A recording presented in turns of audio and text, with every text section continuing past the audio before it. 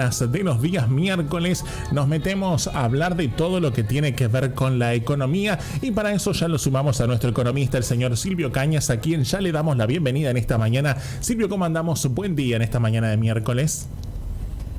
Buen día, Noemí, buen día, Nico. Hola, buen día. ¿Cómo les va? Muy bien, ¿y vos? Bien, bien. Preocupado porque ahí escuché, digamos, estamos saliendo por un montón de lados, estamos más, digamos, por todos lados levantan prenden el televisor y salimos nosotros. Sí, es lo que yo iba a decir, levantan una baldosa y aparecemos ahí. Y aparecemos nosotros, parece Gran Hermano esto, ¿no? Esto parece por todos lados. Sí, bueno. ¿Sí? Pero lo que me preocupa, como decía, me preocupa que ahí acaba de decir vos que pueden mirar los programas de 15 días para atrás. Claro. Con lo cual me van a ver más flaco hace 15 días. Esto es preocupante, ¿no? Y bueno, eso es lo bueno, ¿viste? Decir, bueno, eso no es, sí. Iban a decir, sí es. Claro, pero mirá cómo en 15 días se vino abajo este muchacho, por favor. Pero bueno, sí, la posibilidad. Viste que todo esto de la plataforma digital ya ahora es un complemento más a la radio.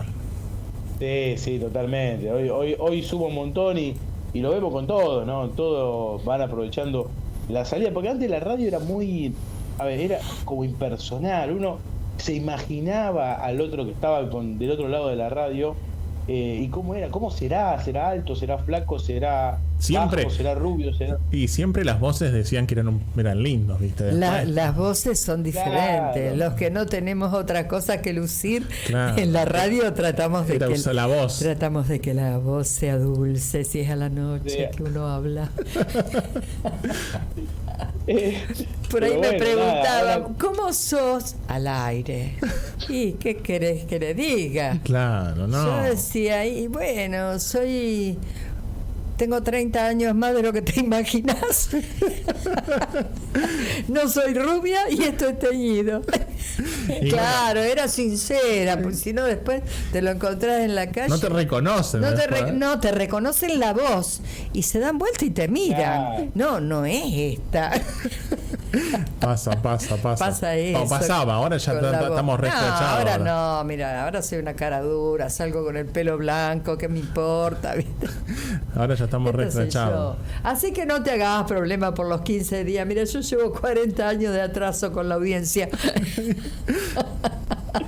Pero bueno, ahora nos van a seguir bien día a día. Así que bueno, bien por estar en todos esos lugares y trascendiendo la provincia de Santa Fe inclusive. Así que lo bueno, claro, está muy bueno y seguramente nos están siguiendo en otras partes del país. Claro. Y está bueno por ahí también hablar cuando hablamos de economía, hablamos de cosas que trascienden lo que es Argentina y un tema que ha salido en estos días fue el tema de la moneda común con Brasil.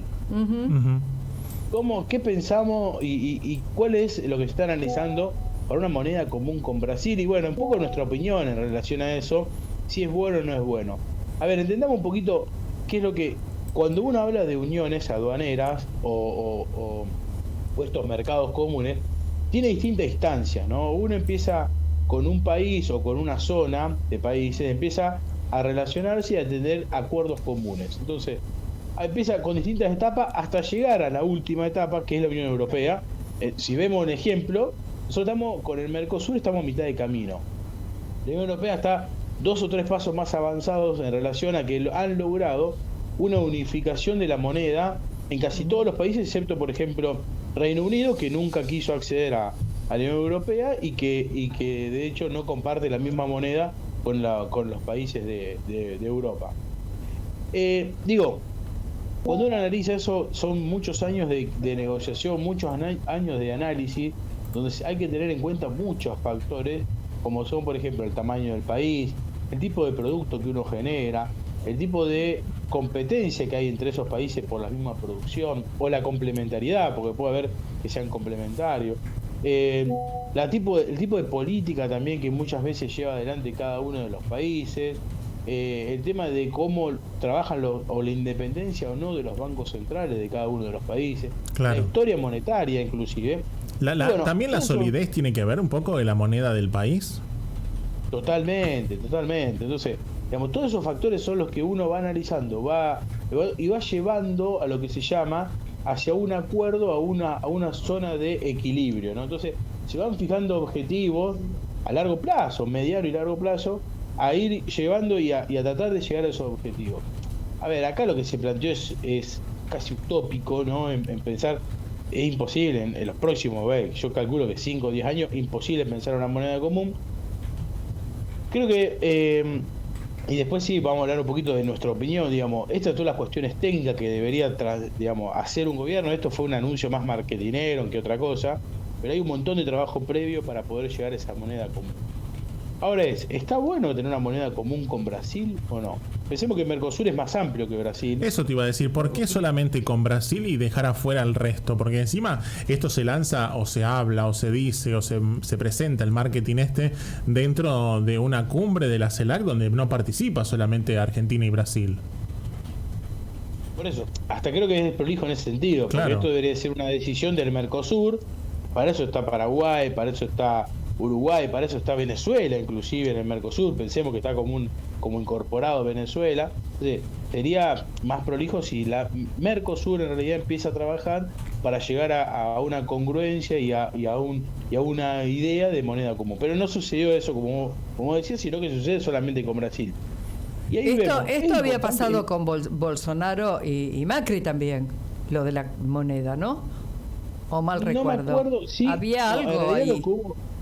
Hubo un acuerdo para las transacciones con la Unión Europea. Ajá. Y eso fue una buena, y ahí estuvo, me acuerdo, el ministro de la producción, y ahora no me sale el nombre, un peticito que tuve la oportunidad de estar en una charla con él. Bueno, ya me va a salir el encima apellido. Que no se acuerda mi nombre me dice peticito. Totalmente. Pero bueno, ahora ya se me viene. Digamos, entonces con Bolsonaro se habían puesto de acuerdo y habían firmado un documento junto con la Unión Europea para ver algunos impuestos y transacciones para la comercialización de productos argentinos y brasileños en la Unión Europea. Uh-huh. Y lo mismo para que los productos de la Unión Europea ingresen a nuestros países o al Mercosur de una manera, con una tarifa arancelaria que nos convenga. Es un buen trabajo que se hizo entre Macri y Bolsonaro, y creo que hoy todavía Alberto Fernández en algún momento dijo que lo iba a retomar porque era un buen trabajo y un buen acuerdo que no terminó con el cambio de gobierno, quedó truncado y no se terminó de realizar. Uh-huh. Pero digo, volviendo a esto cuestión con Brasil específicamente, sí, queremos nosotros asociarnos a un país con el cual tenemos mucha relación comercial, y de hecho vamos a hablar también después un poco de los números de intercambio que cerramos el año, de cómo fueron nuestras exportaciones y nuestras importaciones. Y en realidad Brasil es un gran socio comercial. Nosotros compramos y vendemos mucho con Brasil. Hay momentos que tenemos superávit y hay momentos que tenemos déficit en esta relación. Pero en realidad también que dependemos, y cuando uno ve las distintas monedas, tanto el real como el dólar, como el peso, son monedas muy endebles. Son monedas que ante cualquier tipo de cambio en cualquier parte del mundo, no solamente en Argentina o en Brasil, le empiezan a fluctuar bastante las monedas. De hecho, fíjense, cuando gana Lula, que está a punto de asumir, el mercado reacciona y el real se devalúa. Claro. O sea, que el real aumenta el tipo de cambio. Fíjense lo que recién el informe que ustedes presentaban, que está pasando con el tipo de cambio local. Sigue aumentando también. Entonces, Turquía tiene un problema y por efecto globalización nos pega a nosotros y nuestro dólar o el peso se devalúa o se aprecia. Pero eso por no tener Argentina una economía sólida también. Por eso. Con caso de Brasil, por más que es una de las dentro de las 8 potencias mundiales, por su tamaño, por su poder de mercado, la moneda es muy endeble. Entonces, estamos pensando armar un acuerdo estratégico, una moneda común con un país donde tiene las mismas debilidades que tiene la nuestra. Entonces, somos dos socios que es como que nos estamos uniendo dos barcos que están flojos de papeles y que están flojos en mantener el equilibrio y mantener en línea de flotación. Entonces, a ver, si vos me decís quiero una moneda común y con un país, yo buscaría un país serio, buscaría un país que tenga mayor estabilidad monetaria, un país que uno pueda trazar y mirar para atrás y ver, mira, ¿cuál fue la política monetaria de los últimos 10 años? Y esta fue una política coherente y estable y de seguimiento. Entonces, ahí sí, si yo tengo que mirar y quiero ver el Mercosur o quiero ver los países limítrofes, claramente Chile toma la punta en ese sentido. Por más que después no me gusta algunas cuestiones de Chile, pero en ese sentido, si miro esa parte, creo que Chile es mucho más serio en parte de su política monetaria que lo que ha sido Brasil, ni hablar Uruguay, que depende mucho también de Argentina, y otros países, Paraguay y demás. Entonces, nuestro concepto es, ¿va a ser algo? ¿Va a ser posible esto? Yo creo que es un proyecto, si por lo menos tiene que llevar 5 o 10 años. Hoy es imposible pensar en una moneda en común. Y hasta creo que, por lo menos por lo que tenemos hoy, no es el mejor camino elegir la economía brasilera para asociarse a ser una moneda común. Después Massa salió a decir que no, era una moneda para intercambio, nada más, porque, y vuelvo como dije al principio, es un país, de hecho, si nosotros miramos los números, es el país donde más nosotros comercializamos, tanto importación como exportación, y vemos que también tenemos, como dije, saldos a veces superavitarios, deficitarios, pero con Brasil tenemos un gran intercambio. Entonces, pensar en que los dólares no migren de un lado al otro no está mal, pero habría que ver un momento de un mecanismo de compensación, más vale, que sería más útil para poder comercializar con Brasil. Y cuando miramos el resto del mundo, y vamos a hablar un poquito de cómo cerramos el año en ese sentido, nuestras exportaciones, nuestras importaciones, ahí vemos que en realidad lo que podemos decir sobre el año es que terminamos con un aumento de las exportaciones. Pudimos exportar más que lo que importamos. El saldo neto fue de poco y nada más ni nada menos que 6.900 millones de dólares, pero si yo lo comparo con el 2020 o 2021, estamos a la mitad de lo que teníamos de superávit. Ha crecido mucho. El 2020 fue un año, a ver, como en la estadística lo vamos a tener que borrar, y en la mente de muchos también, porque fue el año de la pandemia, y que nos ensucia mucho la estadística. Entonces el 2020, cuando uno ve los números del 2020 son muy bajos, y vos veías lo que se exportaba, lo que se importaba fue muy bajo, entonces termina ayudando la estadística. Pero si yo tomo el 2021 o me voy un poco más atrás, 2019 o 2018, que son años relativamente normales, vemos que el superávit que tuvimos este año es muy bajo. Ahí se nota mucho, cuando ven la serie 1 para atrás, se nota mucho los cambios de gobierno. Gestión Macri, tuvimos déficit muchos años comercial, donde el tipo de cambio estaba estaba muy, había un tipo de cambio atrasado en algún momento, después se volvía competitivo. Entonces tenemos años donde hubo mucho déficit comercial, donde hubo mucho ingreso de importaciones.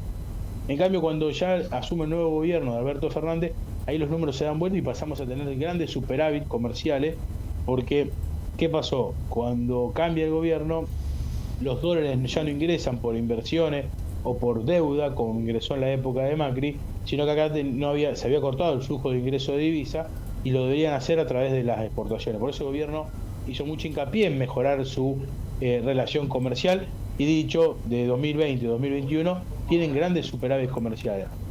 2022, que como cerramos este año, tuvimos superávit, pero bastante menos, casi la mitad de lo que veníamos manteniendo en los años anteriores. ¿Cuáles fueron los principales destinos? Por ejemplo, en diciembre, ¿dónde fue donde más vendimos? Como dije recién, Brasil. Brasil, nuestro principal socio, donde se llevó 4 de cada 10 productos que se vendieron, se los llevó Brasil. Lo mismo que el lado de importaciones, 4 de cada 10 productos que ingresaron vinieron de la economía brasilera. Con todos los países, con eso tuvimos un saldo equilibrado, ¿no? Casi se vendió lo mismo que se compró, claro. O sea que no hubo problema de desfasaje comercial. Con China, con la Unión Europea y con Estados Unidos, con todos estos países tuvimos déficit, es decir, compramos más de lo que vendimos.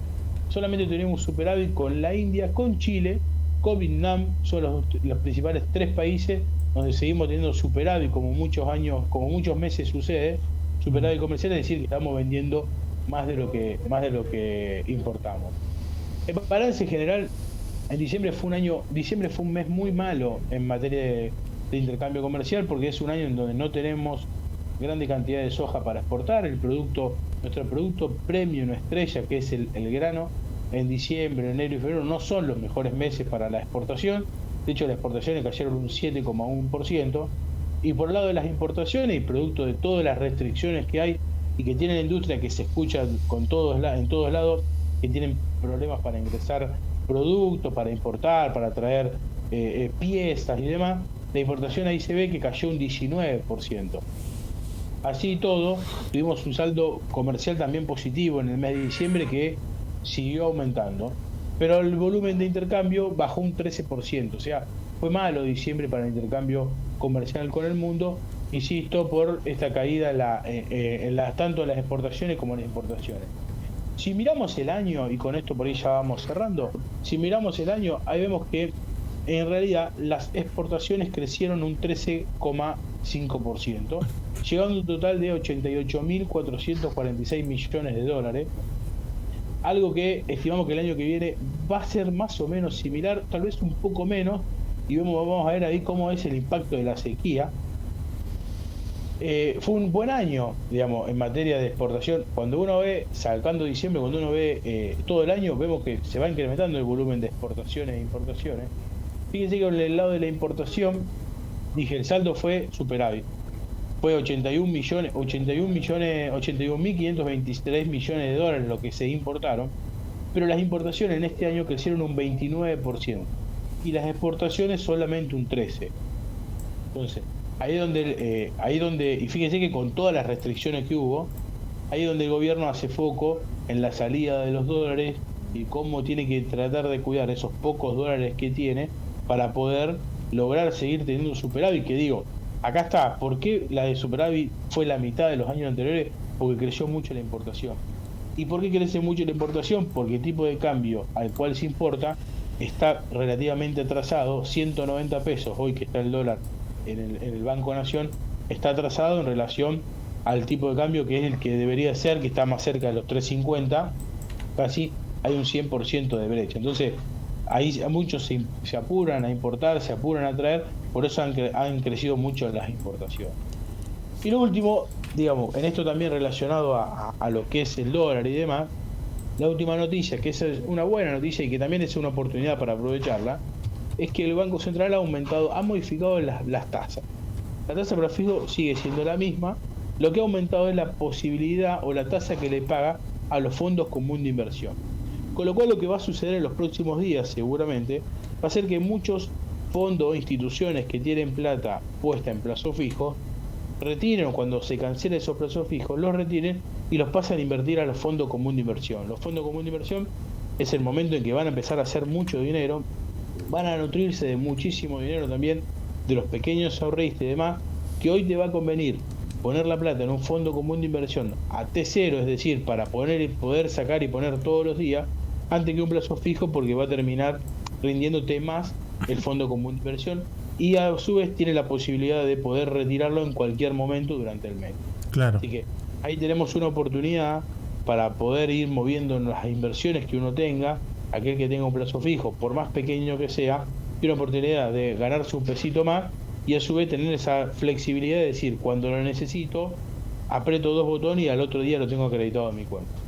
Atención con eso, porque los bancos van a sentir un cimbronazo en ese sentido, va a haber caída de los depósitos y también todo eso empieza, cuando uno hace una lectura caída de depósito, empieza a pensar, o alguna mala lectura puede decir desconfianza en el sistema financiero o desconfianza en el gobierno.